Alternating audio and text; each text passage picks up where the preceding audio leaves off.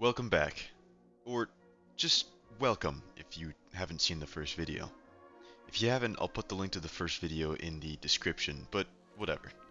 I'm making a series of videos that essentially rate the game Metro Exodus, and instead of taking a step back and looking at the whole game as it is, I'm looking at each individual section of the game.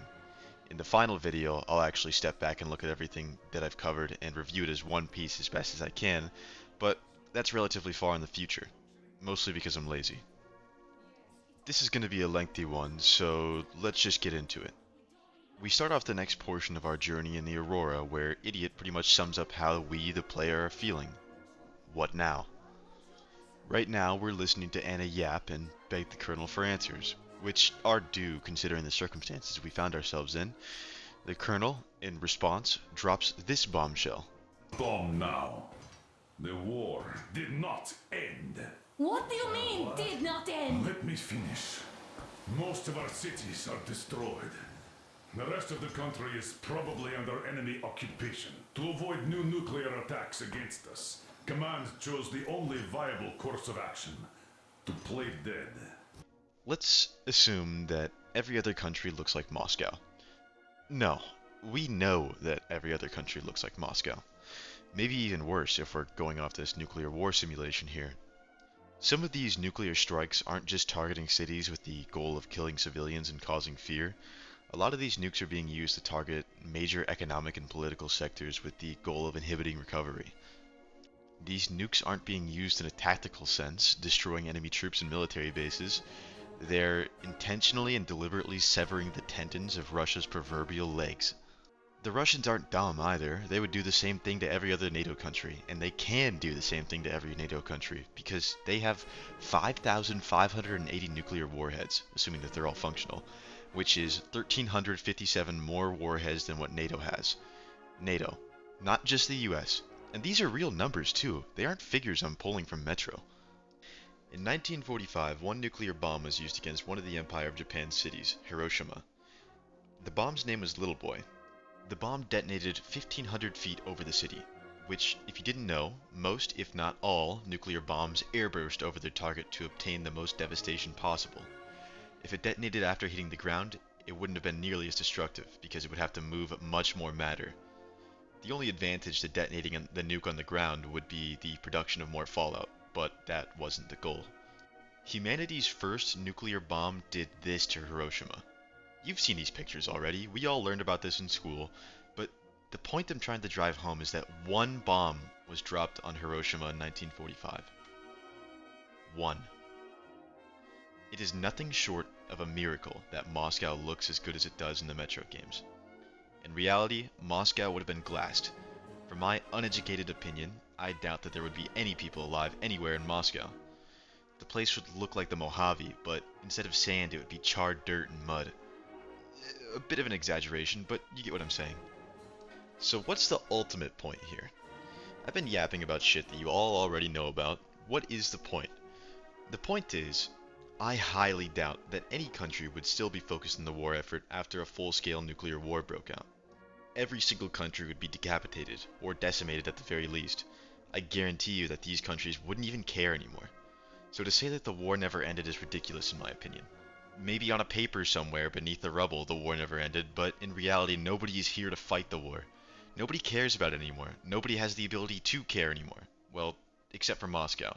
But the people in Moscow aren't exactly the most combat-ready people I've seen, but whatever.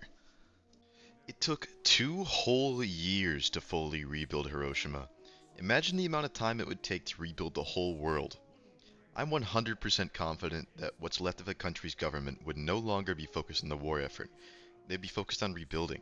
But I'm repeating myself here, I'm sorry. I'm starting to get into more opinionated territory, so don't take all this too seriously. The Colonel thinks that if a radio transmission is heard from Moscow, they're going to send more nukes at them. I'll cut Miller the tiniest bit of slack here because this could be nuclear-induced paranoia, but I digress. I'm no expert on nuclear warfare doctrines for both NATO and SISTO, but I genuinely believe that humanity and common decency will prevail in the end times, instead of military doctrine and orders. I don't believe that people are willing to nuke themselves further into oblivion. Oblivion. But that's just my opinion.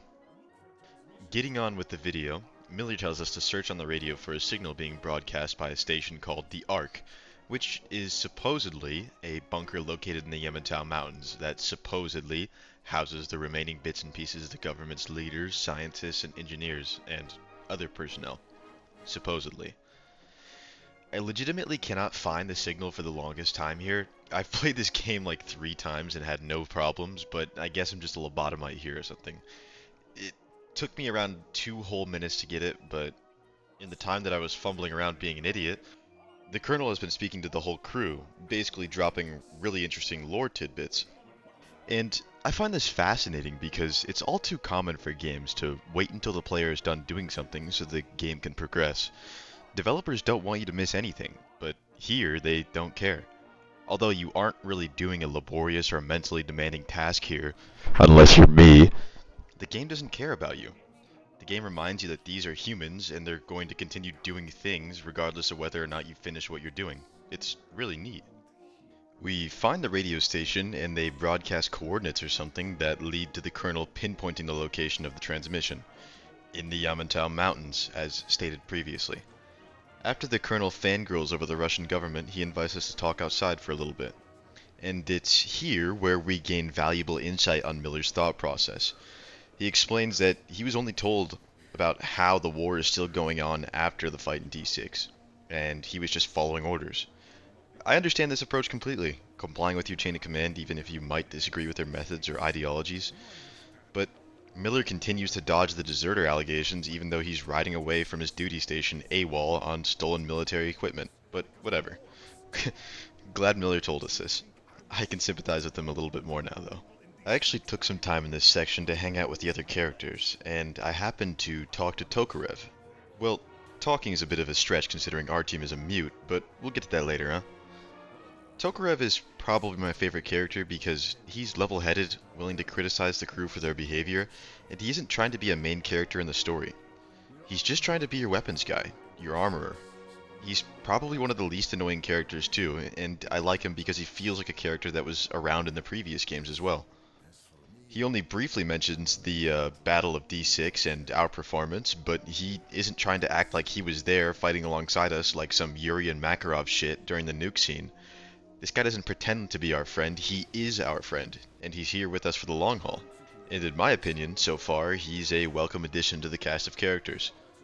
After listening to Tokarev, I walked to the map and progressed the game to the next sequence.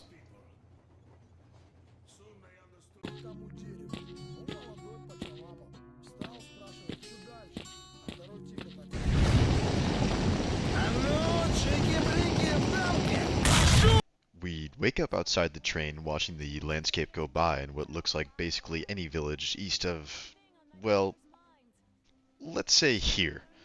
I really don't know why Artyom is out here besides wanting to increase his aura and look mysterious. It looks cold as hell, and Anna comes out and even says so. Anna talks about basically nothing for a bit until we end up running into a roadblock that stops the train dead in its tracks. No pun intended. We would have been thrown at least 50 feet off this train and could very well have died, but since we're the main character, we don't have time for that shit. There were people at the roadblock, but they ran away extremely quickly after we crashed, and the colonel is convinced that they're occupying forces, even though one of the guys comments on their clothing looking like rags. We walk back into the cabin, and Yermak tells the crew that we pierced a cylinder on the train, preventing us from moving any further. And I'm not going to be the guy who shows you blueprints of the exact model train we're riding and how a cylinder can't be pierced in this kind of collision. I just can't be bothered.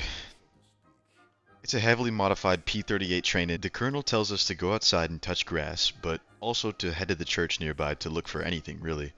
I don't think that we had a goal in mind here besides doing something because we didn't have anything else to do. Maybe scouting ahead? I'm not sure. Anyway, we slide down the snow right into what looks like any small town outside of Detroit, and in classic Detroitian fashion, we do a little looting and urban exploration. There really isn't much here besides crafting supplies and small bits of ammo, but that's kind of the point, to give you a taste of the crafting and resource management system, which isn't half bad in my opinion. Anna points out what might be the worst sniping position of all time, and climbs up the electricity tower telling us to go on ahead without her. We find a boat and we set sail to the church, where we are greeted by what seem like very friendly, well, they aren't really Catholic or anything, so, churchgoers. Yeah. We float into the church and listen to the priest's sermon, where he talks about how electricity is a sin, and how those who use it are like evil spawns of Satan or something. And I'll get into this church later and how it's interesting. I'm sure you could already piece together why I think so, but yeah, I'll talk about it soon. In classic churchgoer fashion, though, some careless parent lets their kid do whatever they want and they rudely interrupt my experience in a very cliche way, telling people that they're evil and they killed their father. You would think that she would be more pissed off, though, considering one of her parents died. I mean, come on, people, haven't you seen Vinland Saga? And where's the mother? She has a mother, don't try and argue that this is some rogue child. You would think that the mother would stop the kid from speaking because they already pissed off the church enough, which we'll get into soon. We get trapped by the churchgoers for whatever reason, and we can really only go up from here, where we meet the little girl and her mother in the steeple of the church, which I don't fucking know how the girl managed to, like, force project her voice into the hall of the church, but whatever, man. We talk to the two, and the mother tells us that the priest locked them in here for over a year, but in that time you'd think they would just convert. Like, why and how did they manage to stick it out for this long as non-churchgoers? The people of the church are very ready to exile them, as we heard when we were floating down the hall. Speaking of which, where the hell do all these people live? There's no way in hell this church holds this many people. I mean, it's possible that there's some sort of communal living quarters, but this isn't really shown to us. Also, the church clears out super quickly, in the span of like a minute maybe, and is just full of soldiers, which I find a little hard to believe considering this place is floating, but you know, whatever. Also, Anna tells us that a boat full of church soldiers is approaching us under the cover of fog, which there is none of. Just felt like pointing that out. After you talk to the two, you're just supposed to leave. You pretty much came here for nothing. But you also somehow managed to rescue two randoms that, I'll be honest guys, I don't really care about. I don't know why I'm supposed to care about these people either. Like, if the woman was smart, she'd at least pretend to convert, and at best, she would spend the rest of her days using no electricity. It is possible it's too late for that, though. You get the option to stealth kill or stealth knock out people every time you get behind somebody without them knowing, and I made it to goal to stealth knock out everybody. Mostly because I wanted to hear the different dialogue that they would bring up when they realized that I didn't kill anyone. In my first playthrough, I ran through the place shooting at everybody who shot at me, and shining my flashlight in people's faces, mostly out of ignorance. Those who surrendered I spared, and the churchgoers noticed that.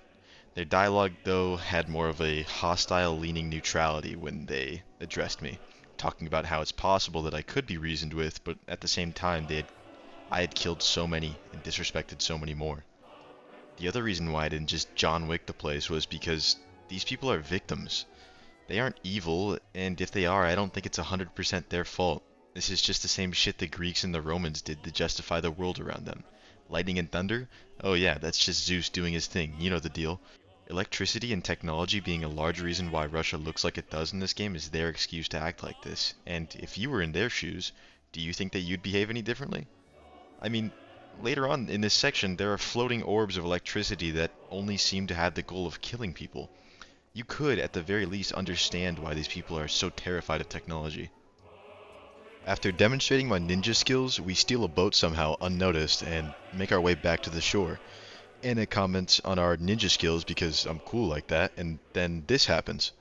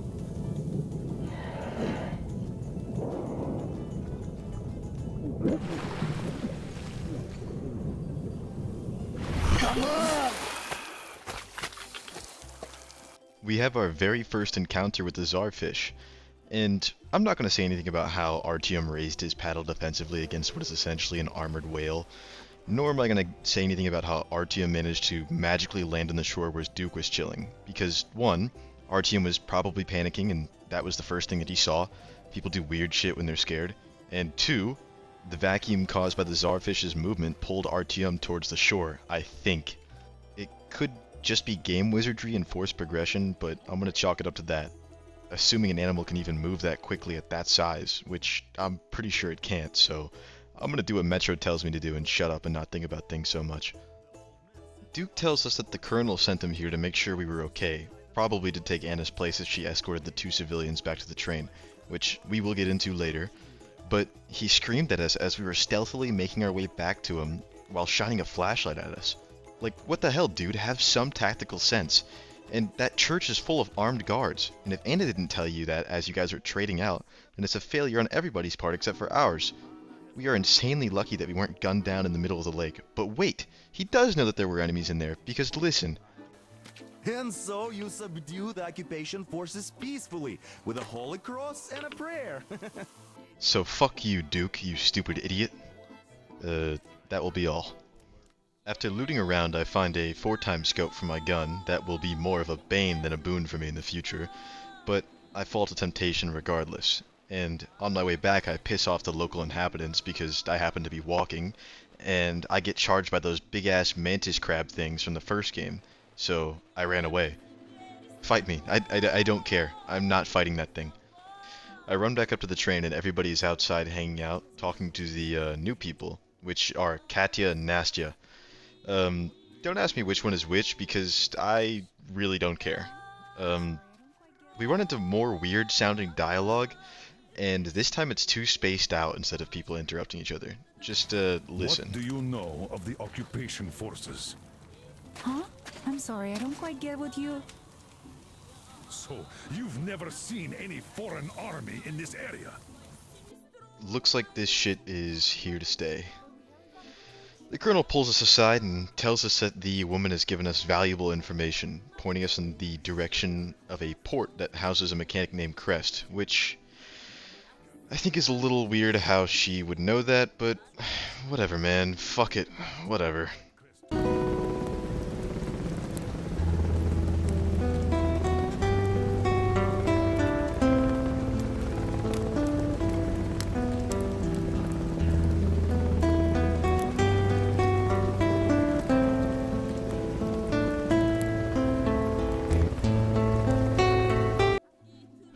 Okay, you guys all good? You ready? Well, we've got a long way to go, so I hope you brought something to eat or drink. Alright, let's get started. Tokarev, the homie, gifts us with my least favorite weapon in all of Metro, the Tihar rifle. In every other game, this gun is hot garbage. I hate this thing, but in Metro Exodus it has more of a use. That doesn't mean that I like it though. No, I still hate the thing, because it's annoying to use and it barely does any damage unless you're hitting heads, which tends to be hard to do when your enemies are flailing around like monkeys. And yeah, if your enemy has a helmet, you might as well be spitting at them. But whatever, man. It's something. The next portion of our journey starts with us alone, out in the swamps heading towards the last known location of Crest, the mechanic. I think this is awesome because it's the first time you're sent out with no help. You don't have Anna yapping in your ear telling you to loot buildings, and you don't have Duke or Demir spewing nonsense and trying to act like we're best friends. Although the pacing is a bit scuffed in my opinion because off the bat you're forced into an encounter with the Watchmen, which can be annoying because there's a lot of them, and they respawn too, so on your way back you get jumped by even more, but you have less ammo because you have to deal with the enemies at the port. So there's that, I guess.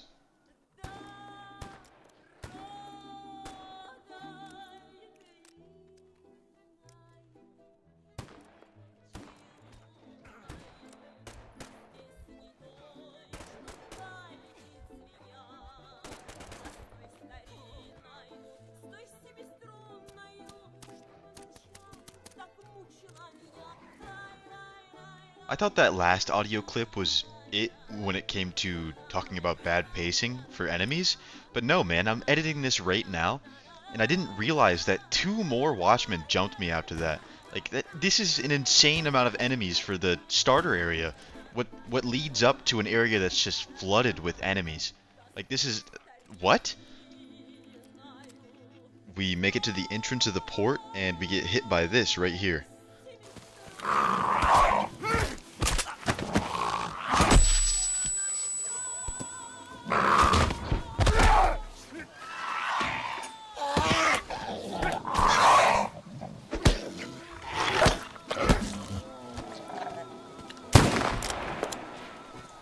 Okay, I don't care what you guys say, I fucking love cutscenes like this. It's gritty as hell and dirty. This zombie fights like how a feral animal would fight, and it's pretty believable. Artyom screams in either pain, anger, or terror, and it just adds to the intensity, dude. I love it. Maybe it's just because it's one of the only instances I get to hear Artyom's voice in game. I don't know. But shit like this is awesome. But that's about it when it comes to hype from zombies, unfortunately, because we'll soon learn that they're just filler enemies meant to consume your ammo. Neat. We spend too much time searching around a building that actually legitimately has nothing in it, and then we go to progress when I see something. Time to explore. I'll be straightforward here and spare the monologuing on this relatively uninteresting area. There isn't a lot down here besides chemicals that you could use for crafting, and it's kinda neat, I guess, visually speaking, but I don't know, man. I'd rather be progressing the story at this point. I get to a grated door, and I see some goobers stumbling down the hallway outside of it, and instead of being an idiot and opening the door to meet them, I shoot them through the door because, I'm of average intelligence and believe that doors are mostly impermeable barriers, especially when it comes to whole-ass people. But no, fuck me, I guess, for using my head, Metro.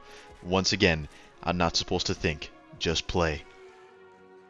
I found a cool spot that maybe counts as a liminal space for all you liminal space enjoyers out there.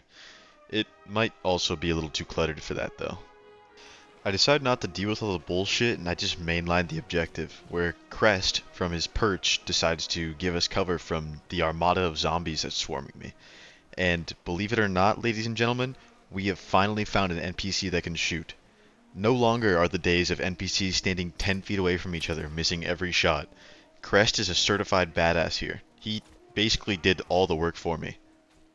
We listen to Crest speak, and besides his comment on wanting to be a traveling merchant who travels on the surface by rail, he's a really believable character. He's voiced by that one guy, you'll know him when you hear him, so he's got a really fitting voice. He's also got a very rugged Russian personality, ending his sentences with expletives or calling you brother. He's talkative too, well, as anybody would be after being secluded for a long period of time. And he hands us some binoculars, shows us around a little bit, and then he mentions how Katya would know more about a certain area within the Volga. Which is weird because there's really no way he could tell that we met Katya. So if we never met her in the first place, then he'd just be spewing nonsense. He also says, yeah, I have this plan. Since you guys are heading east as well, here's these binoculars by the way. And then he starts showing us around. And he just doesn't share with us what his plan is. Now, obviously, it can be assumed what his plan is. He's going to join us and help fix the train in exchange for a ride to the east. But, like, you could have at least tried to write more dialogue or something. It's like the guy writing the script has ADHD and he just can't stay focused on one singular topic at a time. We loot Crest's home and steal his zipline, and as he's talking, we zip away because I don't want to spend more time talking about this guy. On the way back, we get a transmission from the Colonel talking about how Anna went missing around the area we're in, particularly near a bunker. So we go and investigate. Now, for a newer player, finding Anna here has to be a bitch, because you check every nook and cranny of the outside of this bunker until you either accidentally stumble into the hole, or are forced to look up a guide, because this hole is not obvious.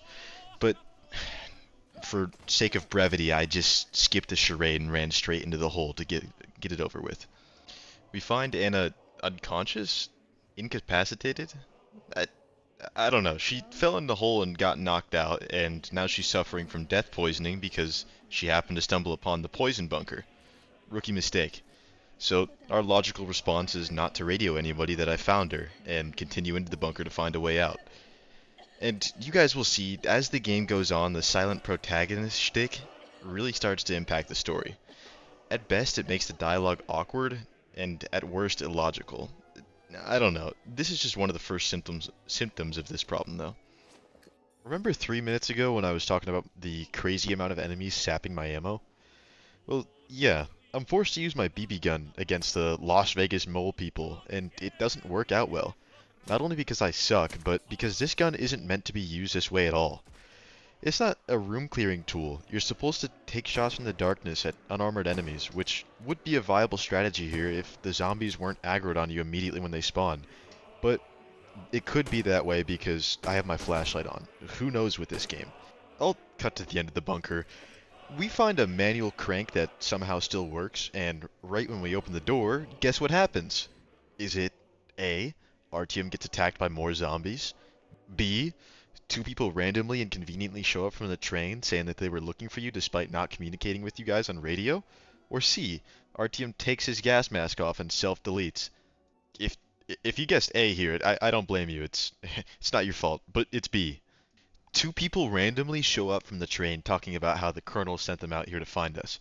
And listen, yeah, obviously this would happen and it's realistic, but it happens way too often in this game that NPCs show up to help you after you've already done everything in the area. I'm not sure what I prefer in this game. Broken NPCs that don't work in gunfights and I'm forced to follow them, or no NPCs at all and it's just me versus the zone against the game's shitty flow. And let's go ahead and address the dumb fuckery that is this bunker. When you leave the crank room, the door is cracked open, and you don't turn anything, you don't break a lock or submit a fucking retina scan to open the door, you just push it open. So why isn't it cracked open here in the very beginning? Why can't I just leave immediately? Why did I even have to turn the power on in this place? What here requires power? A manual crank? As far as I'm aware, these things are made for when electricity isn't available. I'll tell you why, though. It's to force Anna to be hurt. This clearly wasn't thought out very well. Shocker, I know. They were just looking for a way to get the player to feel something for Anna, and this could have been executed way better in the zone. Imagine you have Anna as a follower, and you and her go and meet Crest together. She's able to be our voice for us because RTM is socially awkward or something, and on our way back after meeting Crest, she gets attacked by the big-ass mantis shrimp thing that I ran away from in the beginning. She gets injured and you manage to distract it and kill it before it kills Anna. Her injury then becomes more reasonable, instead of her wandering around and falling into a hole. Like, what were they thinking here? They had a whole universe to work with here, and the best they could think of was a stinky hole. It's absolutely nuts how everything after the Czarfish has been so contrived. Absolutely nothing has felt natural. Anna insists that she's fine, so we leave her behind with Sam and the other guy. Walking back to the train, we find Crest talking to the colonel, and he immediately gets recruited into our ranks, while the kid and Katya get told to piss off, which I find really funny. I. We. We have to go back now, I guess. Where would you go? Those fanatics would eat your life. Hi, Artyom. Alright, welcome to the crew. The conversation around Katya and the kid is essentially, we have no way to house them. We're trained soldiers, built to survive in harsh climates, but a woman with a 6-year-old daughter wouldn't survive in these conditions. I don't think it would be possible to turn her over to the cultists as well, because they would likely kill her due to her collaborating with us for too long. The wilderness around here also isn't exactly hospitable after the shit I got into with the zombies and Watchmen. But thankfully, Crest perks up and tells us that nearby there's a civilian carriage that we can connect to this train, and if we get it, we can bring them along. Which, realistically, sounds insane, but this is a video game, so we're gonna get it done. But, before we do any of that, I'm gonna cut it here, because I feel like I've been rambling for too long, and this video was supposed to come out weeks ago. So, if you've made it this far, I really appreciate your time. You watching my videos for this long helps the channel out tremendously, even if you're just kinda lurking. So, if you're watching this attentively, taking notes, and preparing to berate me in the comments, or if you have this in the background while you practice smoke lineups in CS2, thank you. Really. I genuinely want to know what you guys have to say about this one, good or bad, even if it's about me. And I know I kinda highlighted the bad a lot in this video, so I plan on doing the Volga some favors in the next video. I promise. It's not all bad. Again, I'll have the first episode in the description in case you haven't seen that one, but I'll see you guys.